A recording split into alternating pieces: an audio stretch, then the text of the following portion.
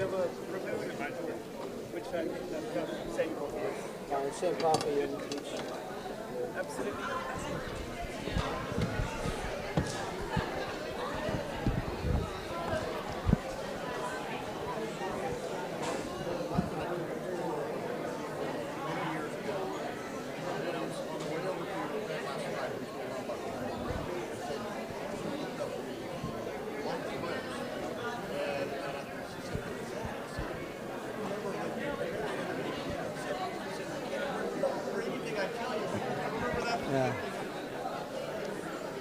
Welcome, Christ Church, and those who are watching via live stream. Please help yourself to some wonderful refreshments and coffee, and then take your seat. We'll get started right away.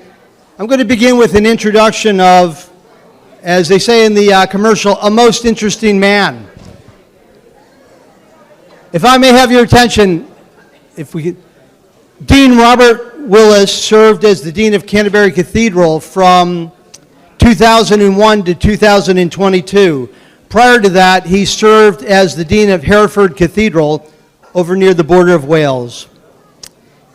He was ordained in 1973.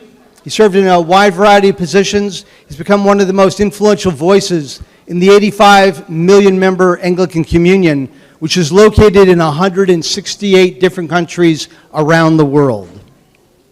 Robert, if you haven't already noticed, looks like he comes right out of Central Casting. As one of you said, he's utterly charming.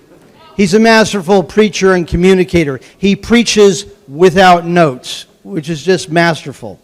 He's an incredible host and exudes Anglican hospitality, and he's played an instrumental role in several of the Lambeth conferences. Please join me as we greet Robert Willis, the Dean Emeritus of Canterbury Cathedral here at Christ Church.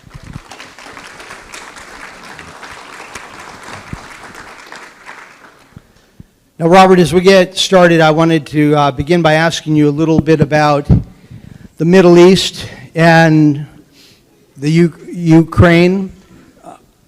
People here, I think, feel so torn up about what's going on. We'd love to help, but we feel so helpless to help from this distance. And the Anglican Church has had especially huge presence over the centuries in Jerusalem and in the Holy Land.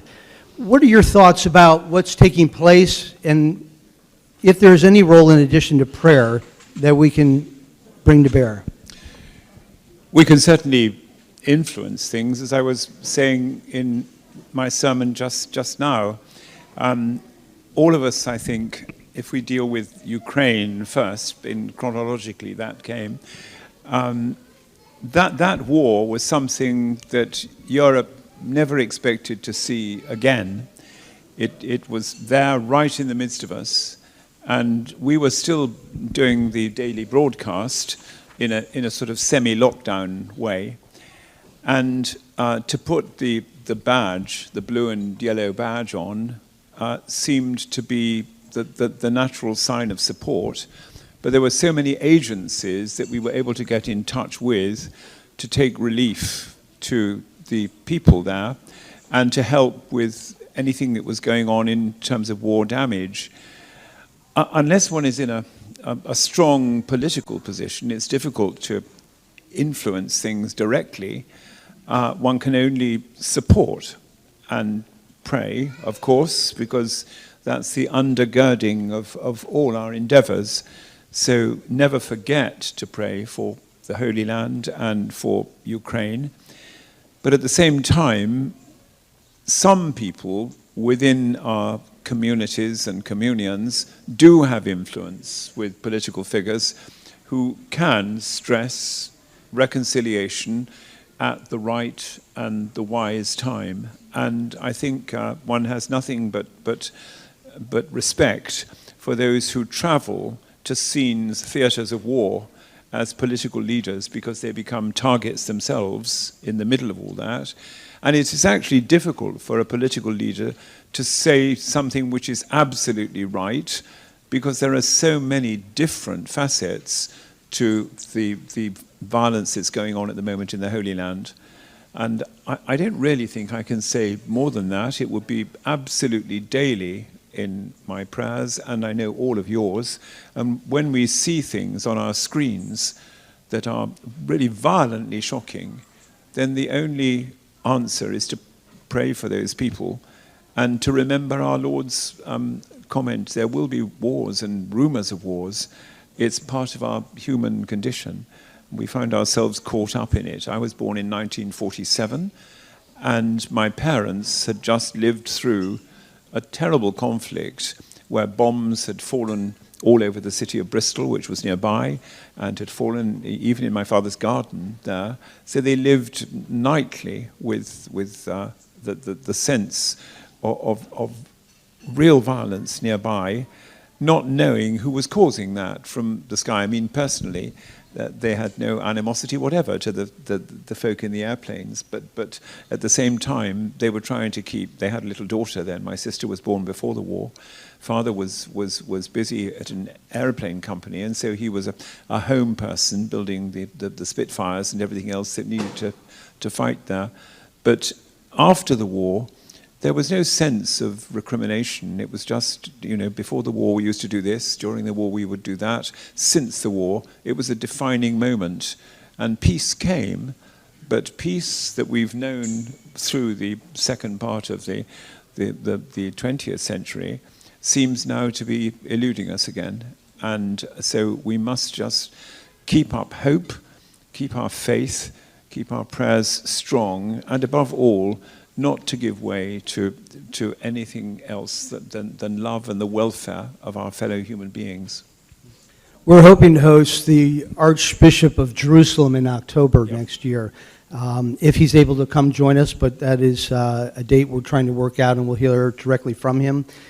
20 of us who were pilgrims 5 months ago in the Holy Land had a chance to spend an hour with him. He is a magnificent leader and communicator. He is, and was rooted there, and has that capacity to put things in a way that we totally understand and relate to.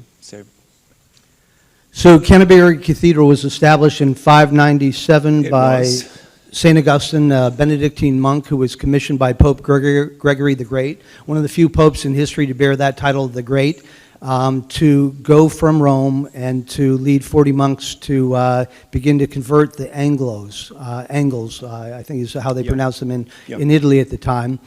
And the monastery eventually transformed into this great cathedral. Can you tell us something about the role it's played across the centuries and the impact that it's made? Well, let's go back to Gregory to start with, because Gregory had been, the time-old story is told, walking through the slave market in Rome and saw two little children with very fair hair and said to the slave master there, "Who are these?" And he said, "They are Angles."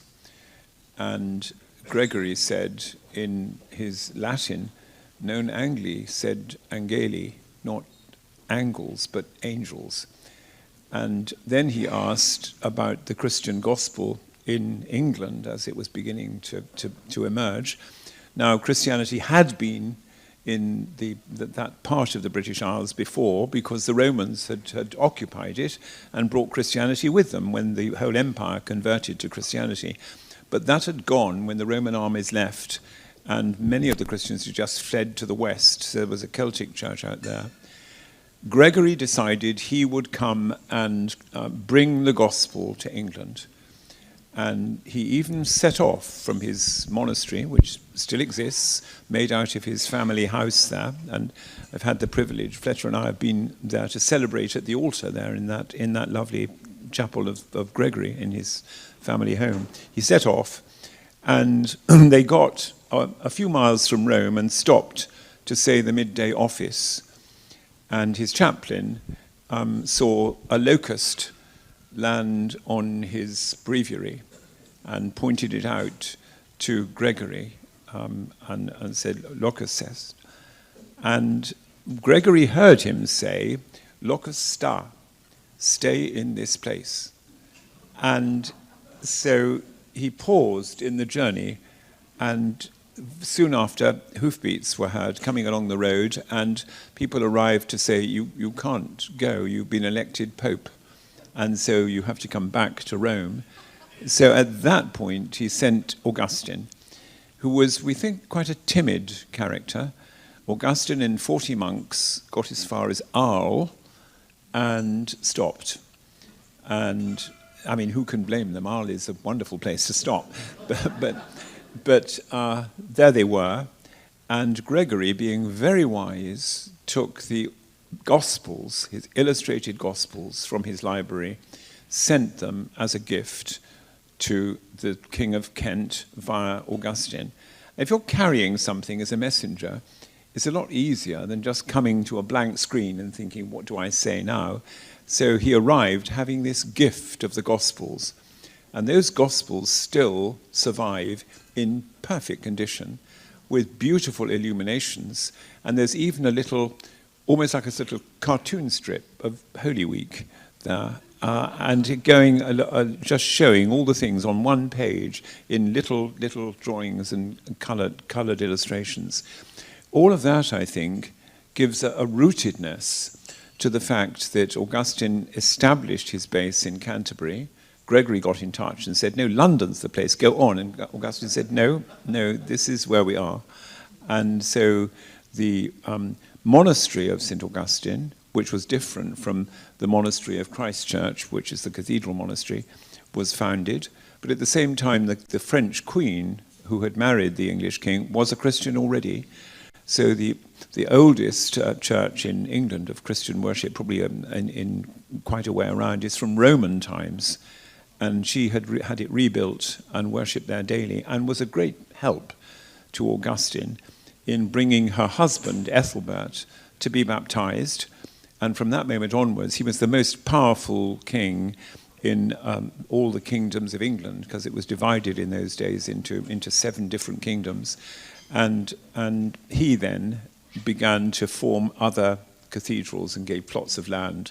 So the story went Canterbury first, then Rochester, then St. Paul's, and then aspects of that went with his monks to the north, with Paulinus to York, and to the west, and spread out from there. So that's why it has this sense of being the root of Christianity, but also of Christian education. For different archbishops coming afterwards formed schools there, which became almost like a university. And still to this day, the Archbishop of Canterbury is in his own person a university which can grant degrees. And so when a Lambeth doctorate is given, then that's not honoris causa. That is a real university in the person of the Archbishop giving a degree. And so there's that sort of throwback to history. But meanwhile, people look to Canterbury to be the root of I suppose, English-speaking Christianity to start with. And then when things after the Reformation began to spread across the world and the English language went to various nations through trading and imperial sort of takeovers in places, that Canterbury still became the root of all of that. And some would say that the Anglican Communion is no more than the vestiges of the British Empire, wherever it was. Thank God you as Episcopalians disprove that, because you threw off the yoke of the Church of England at the War of Independence. And then there were those who thought that the Anglican strand of the Holy Catholic Church, nothing to do with England, but how the balance works between Scripture and tradition and reason, those 3 things which came together, they thought that was such a good strand of the Catholic Church, they would restore it. And so the American Episcopal Church actually is the great banner of saying, no, this is a valid strand of Catholic Christendom to take its place with all the other categories of Geneva and Rome and Constantinople. So Canterbury takes that. There are many people I found it in the States. When you say I'm from Canterbury, they know the word Canterbury. They sort of know what it means. And debating clubs in several universities are called Canterbury societies, but they might not know where it is. But they have this feeling that it's an even-handed, looking both ways a bit of the Holy Catholic Church. And the great words are via media, a middle way between. And I think that's where we feel we stand. Sorry, that was a long No, that's answer great. to your question. It was wonderful. How many of you, just raise your hand if you've been to Canterbury Cathedral. It's very helpful to know. And we hope to organize a pilgrimage 1 year to see some of these magnificent cathedrals in Britain, behind-the-scenes tours, etc. But, you know, it is a huge enterprise. Yes, can you give us a sense of how many people worship there regularly, how many members there are, how many tourists visit each year, what the budget is, what they own? The cathedral owns quite a bit of land, just how it operates, how many employees you have? Right. Let's start with the worshipping congregation. Canterbury Cathedral, like the medieval cathedrals throughout England, has no parish. The only place that belongs to the dean and chapter are the places within the curtilage, the walls of the precinct, so that it's standing there as a church to which people can come to worship whenever they like, and at the same time it's the seat of the diocesan bishop, who is the Archbishop of Canterbury. It's the seat of the primate of all England, who is the Archbishop of Canterbury. And it's the seat of the leader of the Anglican Communion, who is the Archbishop of Canterbury, as things stand. And at the same time, it's a World Heritage Site, and all the rules of World Heritage Sites in terms of preservation and not putting a shovel more than sort of 5 centimeters into the ground in case you hit the toe bone of St. Anselm or something, is actually there. So to grow your turnips is a difficult business if you're trying to stay clear of archaeology. But all of that is a responsibility, and the keeping of the structure standing and made up still of good Caen stone, which comes from Normandy, because there is no real stone in Kent, only flint.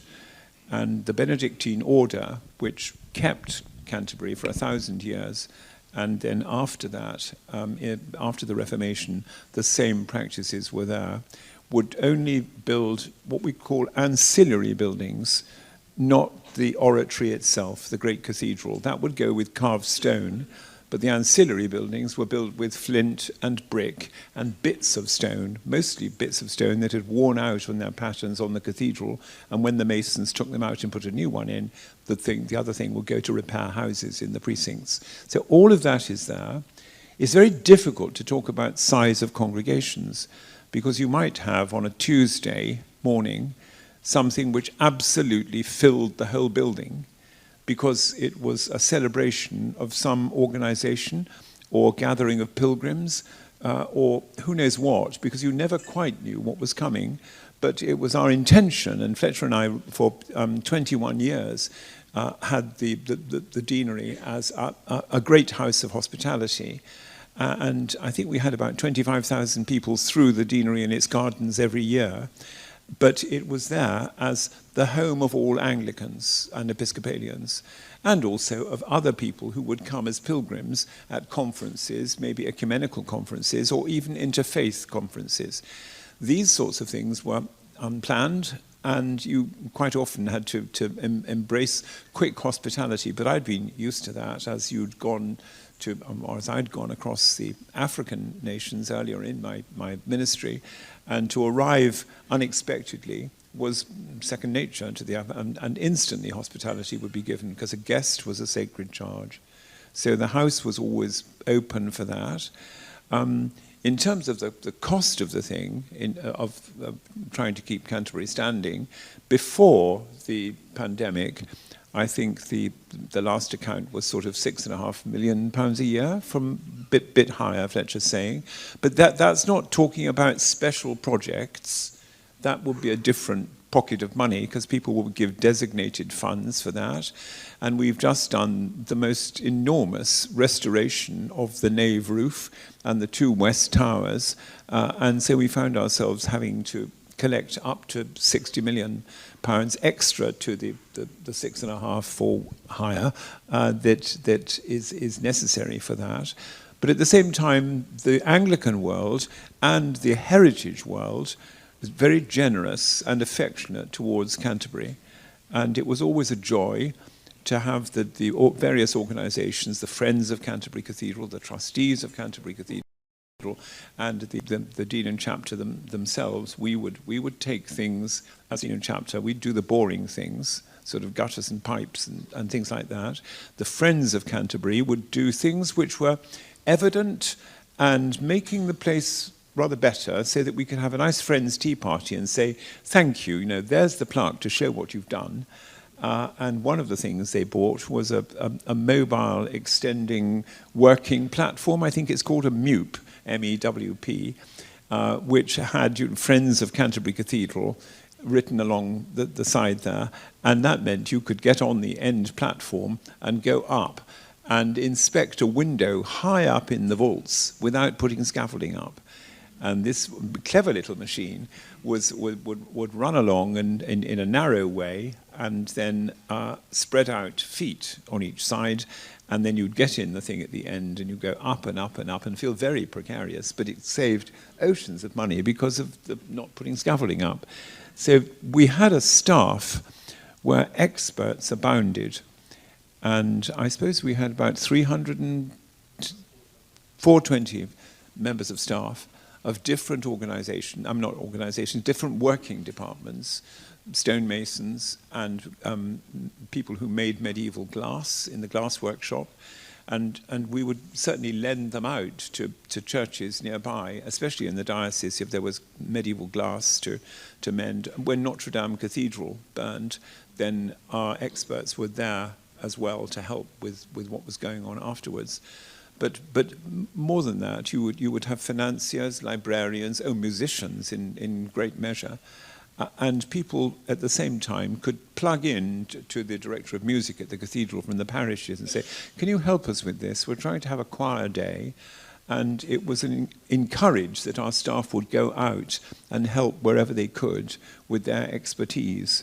So we grew used. I certainly was used to going through the cathedral. Someone would ask me a question, and I would say, I don't actually know the answer to that, but I can fetch someone here instantly who will.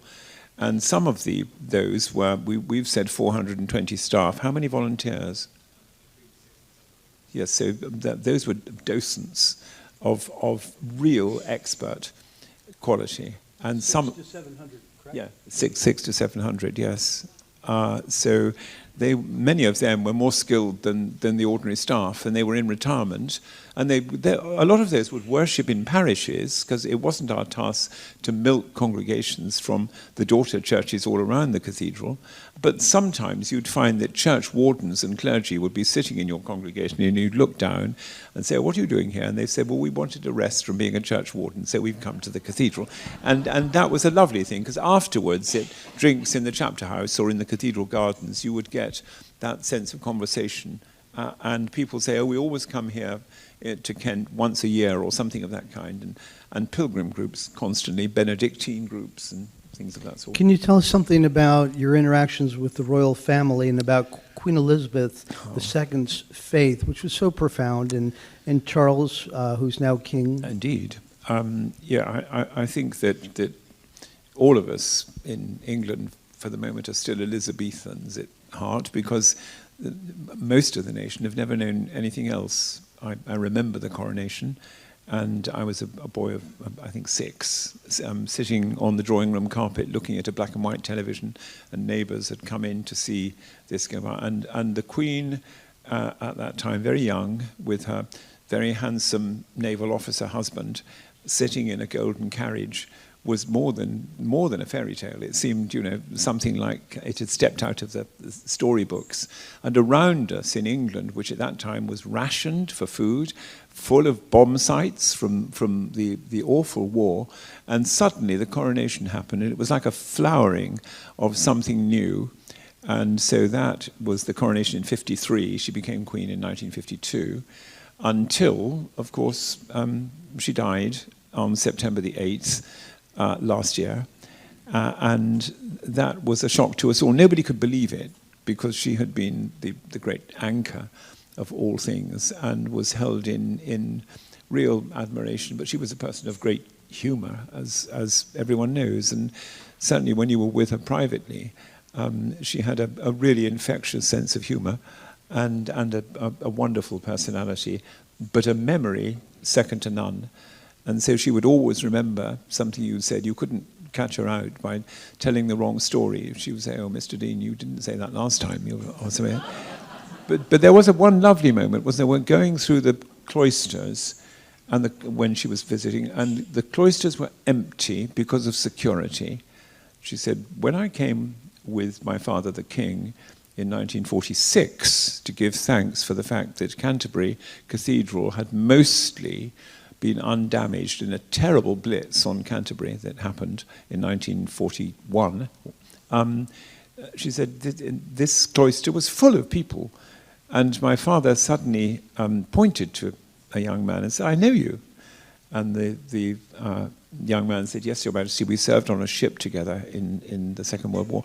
And she had this great pride at the fact that her father recognized this person, but her mother was the same, and she also, if she was talking to you, it was only you ever that she was talking to, until the conversation ended, and off she went to someone else. But she was a real model of that, but also her Christmas messages, which some of you have seen across the world, would always stress the fact that she held the Christ light of the babe born in Bethlehem as her inspiration and faith, but she rejoiced in walking with so many millions of her subjects in other places and in the United Kingdom itself, who held another candle, and she was interested to see how the light reflected from that, and helped her understand what gave strength to them in this common pilgrimage of the Commonwealth across the world and other nations too.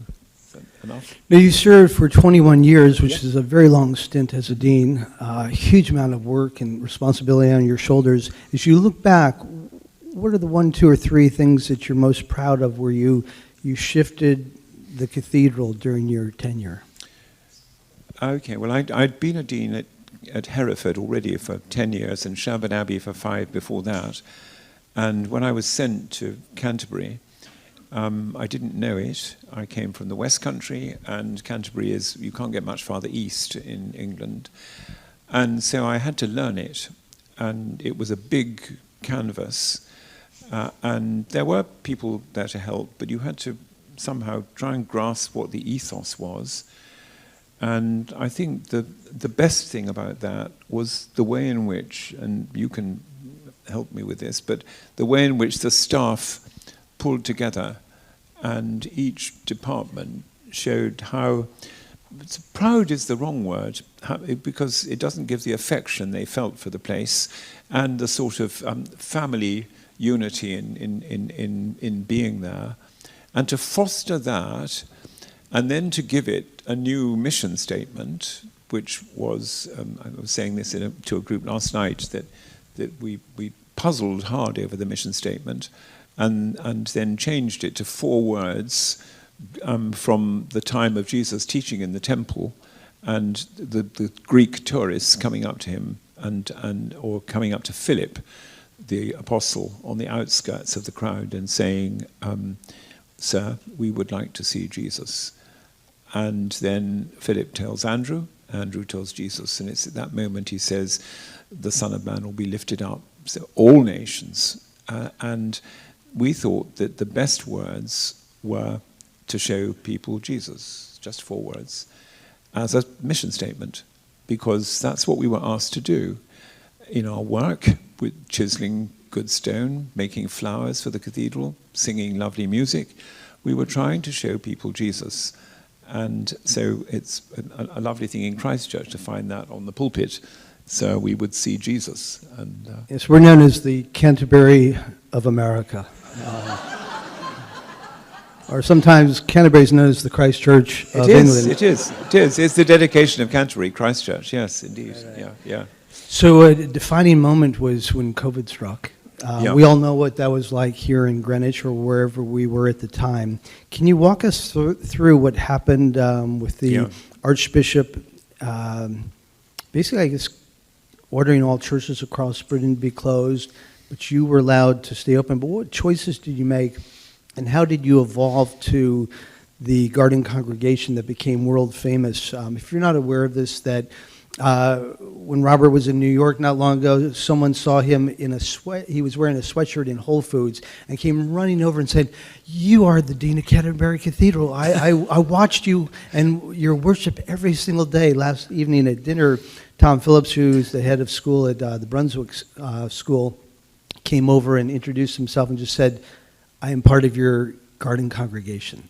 And so hundreds of thousands of people watched every day, and sometimes these broadcasts went viral and over, millions of people watched. Can you tell us how that evolved and how Fletcher and you pulled that off? Absolutely. The beginning of the pandemic was a strange time, and quite a fearful time. People were truly nervous at that time, and even our Prime Minister, Boris Johnson, at the time, caught the COVID and was in a respirator and all of that. And so it was a really difficult time for people. But at the same time, the Archbishop decided that all churches would close, even to the clergy. And now the cathedral stands outside that structure as a peculiar on its own. It's a crown appointment there. But we chose to follow what the Archbishop was doing, although we ourselves kept a daily communion going simply because 1400 years oughtn't to be stopped because of that. We'd been through the Black Death, we'd been through Civil War, we'd been through the Second World War with all the blitzes, and worship had never stopped. But we were not allowed to have people in there because we didn't quite know how powerful the COVID-19 was. And so, out of responsibility's sake, we kept that part just private. And meanwhile, on the first one, it was the Feast of the Annunciation in 2020, March the 25th. And it was Fletcher who said to me, "You cannot let 1400 years just go by of saying the morning office. We are Benedictines, after all, in the ethos of the place, and the rhythm of the daily office, morning prayer, evening prayer, has always been the hallmark here. Go into the garden," you said, "and say the daily office, and I will bring a camera, and I'm not very skilled, I'm using your words, and maybe one or two members of our congregation will benefit from the fact that we're doing this." So we started, and if you look back, because we didn't miss a day from that morning for 26 months, and if you look back, it's not something you like looking at much now, because Fletcher's prowess in not only filming things, but also discussing with me what we should be talking about and introducing topics which I would never have thought of, and becoming very skilled at putting things on in the broadcast. I didn't even know what was happening, because I'd be sitting in front of a fig tree and talking about Evelyn Underhill's spirituality or something, and when I actually saw the broadcast, she was sitting there beside me, because he learned how to put cutting in a sort of picture of her there, and that became much more so that you've got artworks and everything going on, and music, digging around for music, because people would love music coming on. But essentially they loved the seasons, and how the day by day through those 26 months in an English garden, it's 2.5 acres or so, thereabouts, the seasons would change, and an English robin, even in the snow, would come down and sit and sing. But what really transformed it, as Marek said, was the fact we had animals there. We had, at the time, 4 cats. And one, I think, afternoon at Sunday Compline, it was Leo, one of our cats, who jumped onto the table in the bluebell wood where we were. And he then, when I got to the end of the Our Father, he opened his mouth to yawn, and to all the world it looked as though he was saying Amen. And so, but he surpassed himself only probably about a couple of weeks later. It was May the 13th, I think, and I was explaining the way in which the 4 men had dug the roof open to let their friend down to Jesus. And so if you look at the actual broadcast, I'm there busy saying that. And Leo had run off. He's dark grey, but he could quite often look fairly black on the screen. I was in my black cassock, which was a serum cassock, so no buttons, so just a flap. He then ran in and disappeared completely through the flap. And then went out behind me the other way because he found there was nothing on the grass there. So, but it looked almost like a sort of magic trick.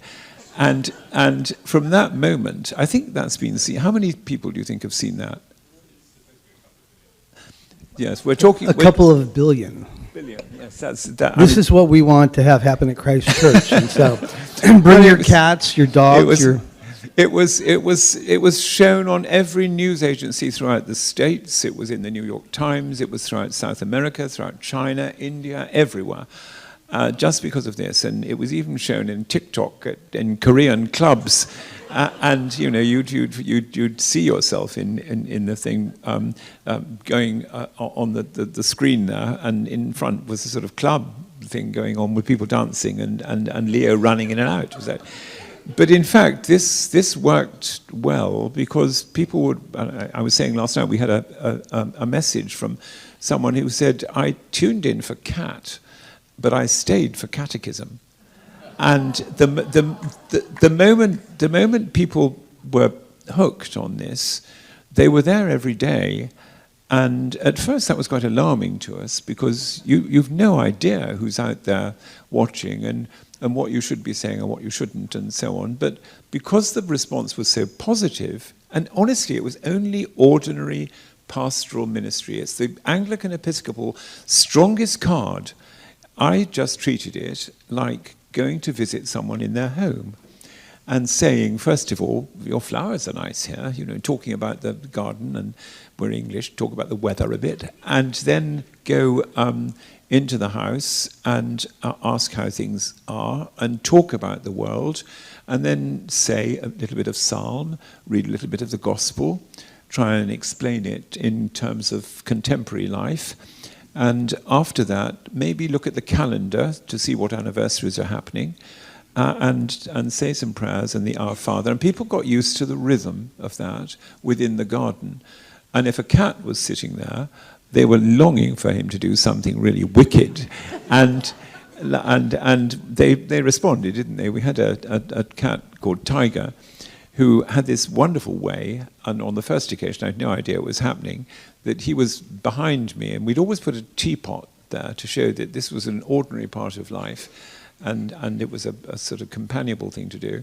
But he found that there was a milk jug there as well, and he had this wonderful way of sort of looking at the camera, and I was talking with my back to him. He'd look round at the people and then put his paw in the milk and then take... And this became one of his great tricks. He got a BAFTA for it and a little gold mask for amusing the nation. Later, and this also it could have been tragic, but he developed a cancer in his paw, and our vet said it's best to take that leg off and it will be all right. And I think we were really doubtful as whether that was a kind thing to do. But in fact, he recovered from that. And the day that he reappeared, I mean, meanwhile, we had so many get well soon cards to Tiger and orthopedic cat beds sent from California and all sorts of things. But he reappeared and the world cheered. And then the day he learned to sit up with only one front leg, so he sat up like a rabbit and looked round and put his paw in the milk again, and that too gave... There was another occasion when he flipped a pancake off on Shrove Tuesday, wasn't it? Yeah. So why do I have this vision of Cheryl now preaching with her dogs with her in the pulpit? I'm like, yeah. There we go. We left them behind. This morning I had the privilege to call my mother-in-law and say, Isabel, this is your favorite son-in-law calling. And I'm the only son-in-law, by the way. So that makes it... Easy. And I said, I just wanted to pass the phone to a friend of mine to speak with you. And I put Robert on. My mother-in-law watched every morning prayer service, listened in intently. She's 93, lives down in Wilmington, Delaware now. And when Robert was kind enough to pass the phone back to me, she said, "Is that really who I think it is?" I said, "It certainly is." So she's with us in spirit right now. Robert, just in a couple of sentences, and because we're going to have a podcast later and we can go into these questions more, but just 2 or 3 sentences. What makes a great leader, and what is the spiritual component of leadership? Well, if one goes to, I think it's St. Bernard, who was the abbot of a community, and he said, know everything, change little, and love the brethren, because it was a monastic male community. And I think there's great wisdom in that. Certainly, you as a leader, you must know all things that are going on and have an intuition as to what's going on, where unhappiness is and everything else. Radical change is, we were talking about line layers last night, and railway line layers and station masters of being a very different caliber. But to radical change, sometimes a leader has to be able to do it. But most of the time, you want to be affirming and then just loving them all and that wasn't difficult in Canterbury. They were a wonderful team, and all the volunteers marvelous, and got the fact of the rhythm of worship and how the bells would ring out for this and that, and felt a great pride in it. And our school also, which was part of the Cathedral Foundation, so you had all the young men and women of King's Canterbury walking around in their smart coats or in their outfits as they went off to do afternoon play games in the afternoon. All of that, I think, meant that the leader had to know much more than he or she pretended to know. And that was very much the case when the headmaster of King's would come to see me, and he would tell me all kinds of things about the school, and I didn't ever like to say, well, I know all that already because all these people are my next door neighbours and goodness knows what, and I could tell you a little bit more about that if you want, but it would let a lot of boys into terrible trouble for smoking at night on a rooftop or something of that kind. But we were all very close by each other. But for a leader to have quality, you have actually to have respect for your people, know where expertise lies, know what particular gifts people have, and praise them for it, not in any way that is artificial, because I knew that many of these people had much better skills than I did in so many areas, and my task was really to coordinate that, to care for them, and at the same time, from time to time, to have to sort out something where a clash of personalities was a natural thing. You could see these people would never get on. And so a little bit of an adjustment would be happening there. Not a radical change, but an adjustment in things that went on. And I think that's it. The leader just has to be aware, has to be seen. That's very important too. Choosing a different path every morning and afternoon to go to the cathedral, round that way, this way, that way, and you meet different folk.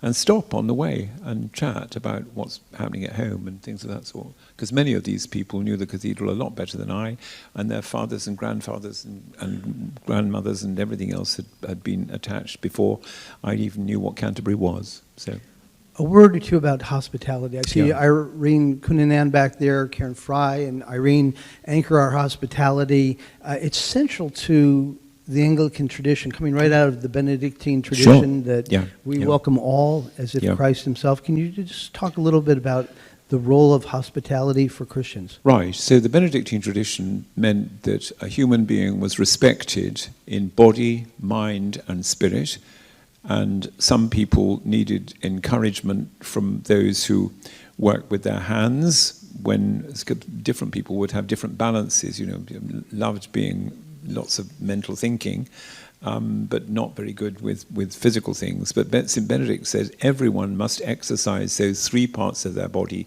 somehow, day by day, either in study or in prayer or in daily work, physical work. And it's wise advice. But also he had two words that were really special. One was balance. So the thing would be balanced in terms of that aspect of humanity. And the other word was encouragement. And that's a really important word. I always love St. Barnabas' Day because he was the son of encouragement. And what he did in encouraging St. Mark to take up because Mark let Paul down and Paul would have none of it, he cast him off. But Barnabas took him and was encouraging.